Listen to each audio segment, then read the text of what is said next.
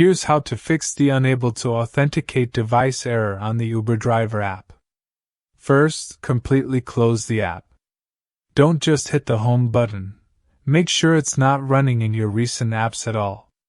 Next, go into your phone's settings and look for your storage options. On iPhone, that's under iPhone Storage. Find the Uber driver app in the list, tap it, and choose Offload app. That removes the app itself but keeps your login and data. After that, tap Reinstall app right from the same screen. Once the app is reinstalled, restart your phone. Just power it off and turn it back on. After the restart, open the Uber driver app again and see if the error's gone.